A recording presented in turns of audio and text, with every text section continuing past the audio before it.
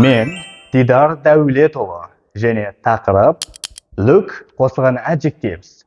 Look қосылған adjectives ол ағылшын тіліндегі адамды, жануарды, кез келген заттарды сипаттау үшін қолданылатын ерекше құрылым. Сонымен қатар look қосылған adjective құрылымы адамның жай күйін де сипаттауы мүмкін, әрі оның сыртқы бейнесі қандай жағдайда екенін де білдіруі мүмкін. Мысалға, she looks tired. Ол өте шаршаңқы көрінеді. Келесі мысалы, you look gorgeous. Сен өте әдемісің. Келесі мысалы, how do I look? You look fascinating. Мен қалай көрініп тұрмын?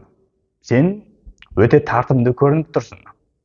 Осы мысалдағылардай біз look қосылған adjective құрылымы арқылы адамның жай күйінде, оның сыртқы бейнесін де сипаттай аламыз. Біз look қосылған adjective құрылымын present simple шақта тұрған look негіз етістігімен шатастырып алмағанымыз дұрыс. Мысалға, Олжас looks himself in the mirror every morning. Олжас күнде таңертең айнаға қарайды. Яғни, бұл сөйлемде present simple шақта тұрған looks деген етістік ол қарайды деген мағынаны береді. Келесі, look қосылған adjective құрылыммен жасалған сөйлем. Олжас looks perfect. Олжас ешқандай кемшіліксіз көрініп тұр. Бұл сөйлемде look қосылған adjective құрылымы, яғни look'тен кейін міндетті түрде сын есімнің болғанын талап етеді. Байқаған болсаңыз, look қосылған adjective құрылымы present simple шағында тұр.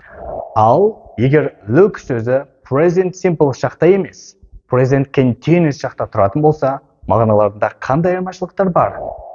Мысалға, present simple шақтағы сөйлем. You look good. Сен тамаша көрініп тұрсың. Келесі мысалы, present continuous шақтағы сөйлем. You are looking good. Сенің көрінісің жаман емес. Яғни, бұл сөйлем аурудан енді ғана айыққан, жазылған адамға қатысты айтылуы мүмкін.